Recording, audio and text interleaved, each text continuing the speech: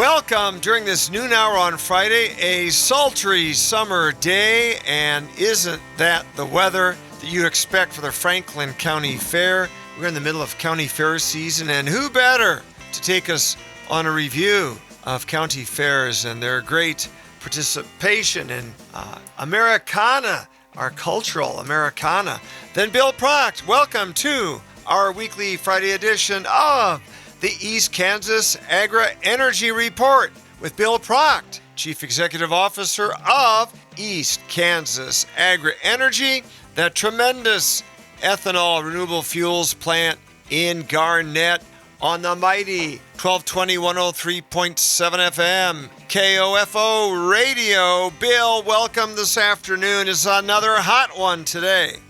Yes, it is. We're into fair season, as you mentioned, and haying season, and those are always seems like the hottest weeks of the year, just depending on if you're lucky enough to get a shower through, cool down during your fair time. That's you really feel fortunate about that. Excellent. Well, Bill, you guys have always been so supportive of our county fairs. I want to give special kudos to you and East Kansas Agri-Energy supporting the Franklin County Fair effort, specifically your sponsorship, including through radio here. Kudos to you guys. Bill, why do you think this is important to continue this great tradition annually of these summer county fairs to bolster agribusiness and the agri-families across the fruited plain, especially here in the Midwest? Well, it keeps us grounded to our roots, and, the county fairs were originally started for, people to show off their wares, what they had to either sell or trade to their neighbors or, or outside of their neighborhoods and communities. And it's through the 4-H program that's just developed and kept on going. And 4-H FFA does a tremendous amount of good for our youth, teaching them, work ethic. It teaches them all the right things to be responsible people when they get further along in life. And, there's other aspects of that. And, and the Boy Scouts are much the same way, Girl Scouts as well. And so this is just, for the rural area kids, and a lot of them always, aren't playing softball or baseball all summer or, doing a lot of traveling sports like we see as the fad these days, are not really a fad. I mean, it's big business these days. And the 4-H side of it and exhibiting at fairs and state fairs and also junior national events for the various breeds and species all during the summer can be as well. So there's a spot for everybody, and you just kind of got to choose your level and be in there and do the best you can and make progress in your projects and also in your life as you go on. John Jacobsen here. You're listening to the great Bill Pracht, the head man, the CEO of East Kansas Agri-Energy LLC, that superb ethanol renewable fuels plant there in Garnett.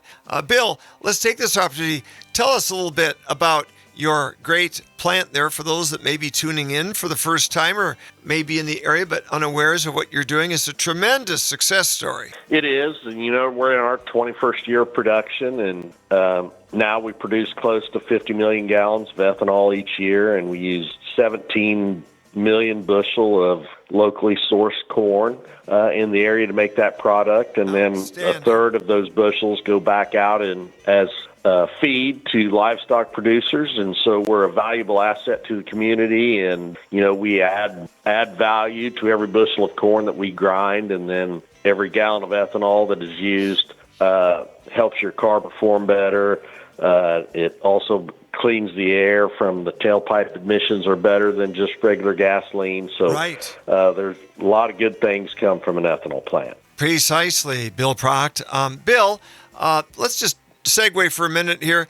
Any huge new ag news on the national scene? Obviously, internationally, we've got a lot percolating back to significant strikes against the Iranian regime militarily. The president last night pointed fingers at China for election interference, who we, want to continue to be trading partners with. And of course, undaunted, President Trump is keeping the appointment for the summit with President Xi Jinping.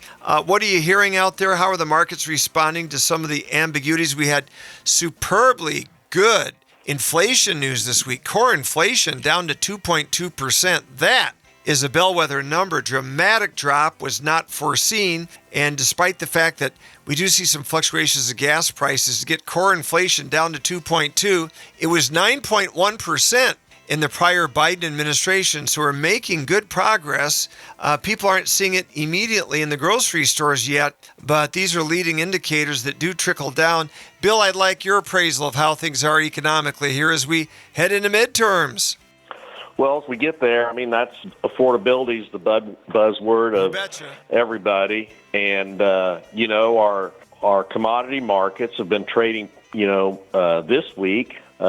They got sparked up a little bit higher, but we just talked about, the hot weather and some dryness usually accompanies that. And so we're in that phase where we're trading every day's forecast. And so we're getting back to close to the highs of 2 days ago in the bean and corn markets, and wheat because of the poor wheat crop across Kansas. So, those things are strengthening, and they need to be because of the high input costs. Some of it, diesel fuel costs that farmers have to use, and we're not putting on much fertilizer now, but those costs have been expensive all spring as well. So we're seeing those things. We'd like to see into the conflict. Everybody would for a mountain of reasons. And then you mentioned the Chinese and the possibility of election interference. I don't know that we can prove that yet, but it does. They're just started to make purchases on their commitments to buy soybeans from us in the last 2 weeks. So we'd hate to have something throw a monkey wrench in that. Right. And but they are at this point coming through on their purchases, and that's been a good benefit to the bean market here in the U.S. Bill Pracht with us on our weekly East Kansas Agri-Energy report. Bill, let's home in on the weather a little bit.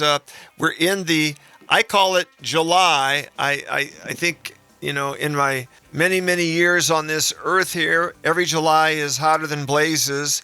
Anything to be concerned about this July? Any particular weather patterns that look especially egregious against the American farmer here in the Midwest? I mean, it's kind of regionalized. We had some rains last night or yesterday afternoon through here, and just had a couple tenths at my place. But just east of Garnett, I know some people that got an inch of rain. Wow. So spotted. But the forecast for the next week or so looks pretty hot and dry. It does. But you look at it, I don't think. I just read a blog this morning where Kansas City really hasn't had a day over 92 yet. And so some of the long-range forecasts I look at on a daily basis shows us maybe possibly into next week getting some relief, and then maybe another hot front coming in the first part of August. But, that's what you get in the summertime. You hope you get a big, strong cold front to come through and give you a good soaking rain so you can last out the next hot spell. Absolutely. Bill, what is the deal with these Canadian so-called fires? I was looking at the air quality maps all the way into Minnesota, not quite to Fargo and Detroit Lakes, but even eastern Minnesota, terribly compromised by bad air quality, and many of our states in what I would call the industrial rust belt. Does this affect ag? I don't think so, just because the smoke is following the jet stream. Right. So it's not changing the jet stream, and then that's the cycle we're in right now, and we got a big high pressure dome right over the top of us, and that keeps the jet stream to the north. And I just seen this morning where the jet stream is as weak as it's been all year, and so the smoke's following the jet stream. And you're right, Chicago yesterday had the worst air quality of anywhere in the world. Amazing. And all because of the smoke. Amazing. So it is amazing, and dryness and wildfires are a concern all over. And, you can see maps, there's a lot of wildfires, and Canada and those big expanses of Canadian wilderness, things can burn for a long time there, and before it goes out. And so they need some rain across those areas. And our western part of our country in Utah, Colorado, a lot of fires out through there too, because they were extremely dry this past winter. Here with Bill Pracht on the East Kansas Agri-Energy Report every Friday during this noon hour here on KOFO 1220, 103.7 FM, your country music giant on the East Central Plains of Kansas, your home and away voice of your Kansas City Royals. And we are caroming all across the eastern plains of Kansas, including Emporia and Topeka, our capital, and Rock Chalk Jayhawk country up in Lawrence. Baker University folks up there in Baldwin City, and we are going out to Princeton, Piola, Garnett and Gardner, and Osage and Osawatomie. And folks, we are in Wellsville and Williamsburg, and just a tremendous signal as we continue to report in so many venues on our great ag industry. Bill, let's talk a little bit. I know these youth groups are near and dear to you. I'm glad you gave a shout out to scouting too. I'm an old Boy Scout and spent many summers at camp in temps like this and walking beans in the mid-70s on mornings. We actually knocked off about noon because it got so hot. We'd start about 5:30 in the morning. Bill, tell us a little bit why 4-H and FFA are so important to transmitting these generational values across the years, as well as keeping that institutional memory going into best practices of ag and animal stewardship. Well, we need those voices coming up because ever since I was a 4-H'er and an FFA as well, you know, we were always having to educate people on the importance of agriculture. And that need is never going to go away. And, you know, that's what we do on a daily basis. And I still do that. And so 4-H and FFA is a good vehicle for that. Both groups have adapted to, you know, haven't had to adapt because there's a lot less people in the countryside. So 4-H looks different than it did when I was in 4-H. FFA looks different when I was in FFA. And so they've expanded their horizons, and they've been able to keep their membership up and do things that are exciting to kids. And you know, the good 4-H leaders and the good FFA advisors really enhance of what our kids do. And, you know, kids aren't going to do it unless they're interested in it. And they're not going to do it unless they have fun at it. And so we got to give kudos to those people that work at our extension offices and our FFA advisors that help so much with keeping that going and allowing you know, the county fair in Ottawa that you're having this week. They're a big part of behind the scenes of those, and the fair board members are too. And it's just you know, everybody puts in a lot of volunteer work in these things, and our young kids see that, and then that you know, that gives them the ability to see what it takes to give back to your community as you grow into an adult, and that's what keeps these things going. Indeed, they call it Christmas in July at the Franklin County Fair, the fairgrounds here in Ottawa, right off the main drag. Bill, I'd like to take a tour of some of the things that you would see at the county fair, and they've been out here all week. We're still not quite at the apex yet. Let's go back to Wednesday. They had a 4-H poultry contest and judging. What happens in a poultry contest? Well, judging poultry is not my strong suit. So, you know, they're looking for the health of the animal, and that goes to how it's fed, how it's taken care of. Different breeds of poultry, I'm sure, have different characteristics. So a lot of times it's that way in cattle and swine and your sheep and goats as well. And they're judged on characteristics of that individual breed. And so here in Anderson County, I know it's a pretty good sized project, and I'm assuming that it probably is in Franklin County as well. It's been around for a long time, and go to the state fair, you see it's tremendously big at the Kansas State Fair. The poultry exhibits are. So it's one that you can do, you know, on limited acreage. It's one that doesn't cost you a lot of money to get into it. and it also can be beneficial for your family, providing the eggs that they eat every day at home. So it's an important part of 4-H, but actually the judging of one, I'm not one to be able to tell you how to judge one good bird from another. Well, I would never say you're chicken to weigh in there, Bill. But sorry to make a bad joke as I enter into dairy goats and dairy cattle. Bill, there is a difference between meat goats and dairy goats and dairy cattle and other cattle, isn't there? A lot of people aren't aware of the differences, some of these city dwellers. That's right. The differences on the meat goat side and dairy goat side are similar to dairy cows and beef cows.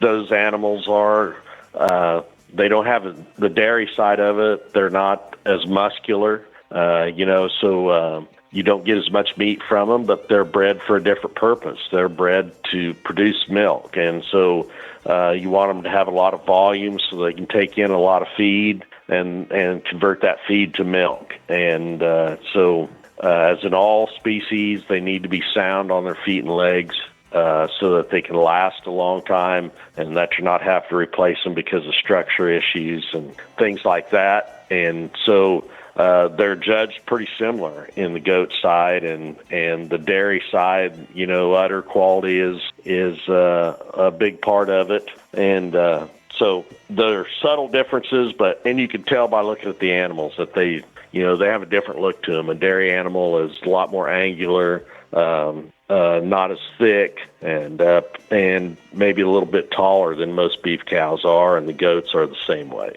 Bill Pracht, CEO of East Kansas Agri-Energy, on their weekly report here on KOFO. Yesterday, early morning, they had judging of the 4-H rabbits. Now, this is always an interesting category. These are young people that are raising their rabbits, right, Bill? That's correct. And, much the same way with the poultry. It doesn't take a lot of space to have rabbits. They're relatively inexpensive to feed, and it gives a kid on a limited acreage. You can do rabbits in your backyard, and so that it just opens the door to somebody. And then a lot of the rabbits are either they're selling breeding stock to somebody else, or a lot of the rabbits go for meat production. And back in the early days of this country, of course, we had wild rabbits, pretty plentiful, but a lot of people raised rabbits for meat production, and they didn't have room for cattle, and they get to the end point very, very fast, and then they produce a lot.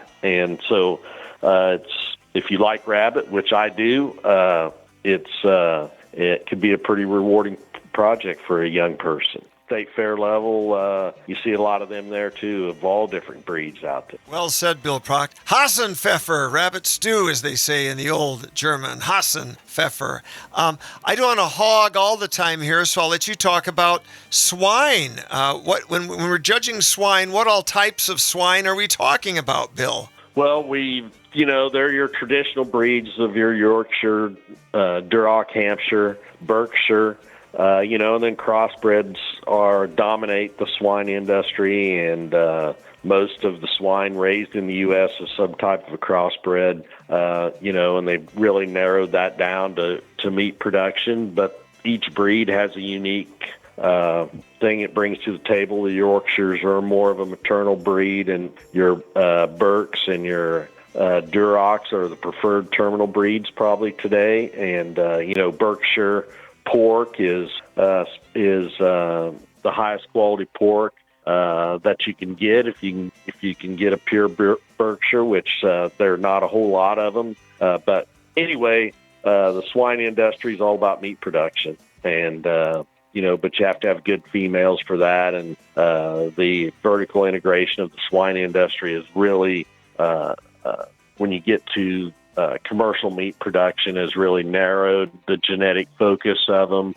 just to have good females, and then they're bred to a terminal boar to put a little extra muscle on them as they go into a market animal. So again, structure there is very important. And if you listen to a judge a swine show, he'll be talking about the structure of that, and and that the hog has that ability to move around. And most of the hogs today have to have the ability to live on cement.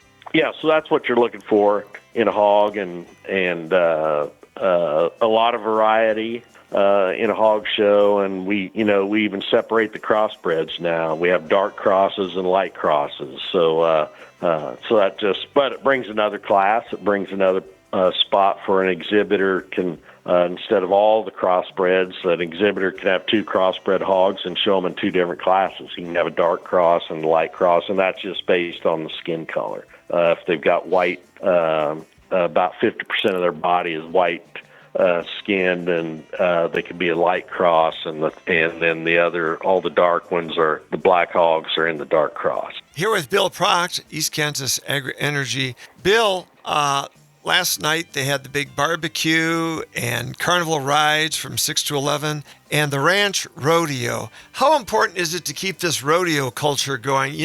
I've talked to some national sports broadcasting figures.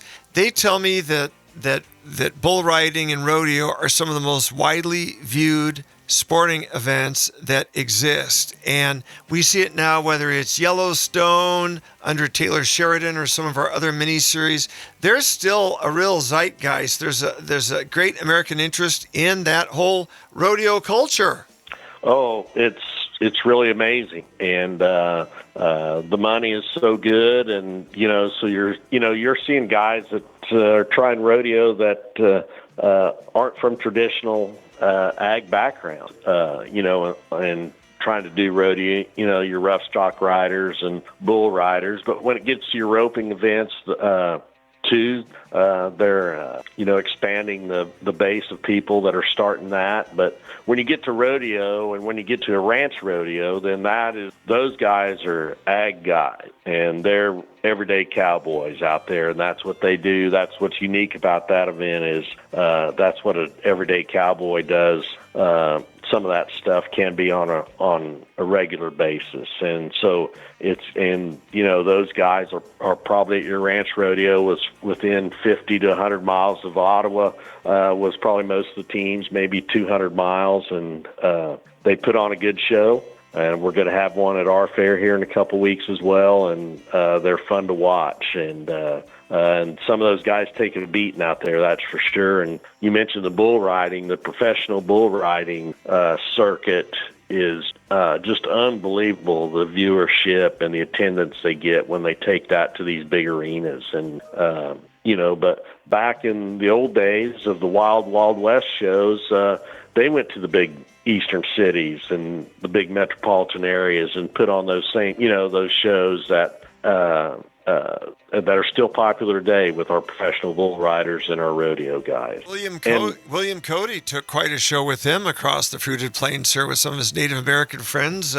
Wild Buffalo Bill Cody. Yes, yep, certainly did, and that's professional rodeos fall right behind there, and it is amazing to see that the sponsorship money and the type of money that these guys make, and that all goes back to their jackpot ropings every weekend all across this country. And then college rodeos a big deal too anymore, and we've got a national champion bareback rider from Waverly, Kansas, Jess Pope, and so that's pretty cool. And another young man from Waverly made the national finals in saddle bronc riding. Weston Patterson did last year. So those things are pretty cool when they're that close to home, and you can actually say that a guy that's been a world champion is pretty neat. Very much so. Closing out our time here with Bill Pracht.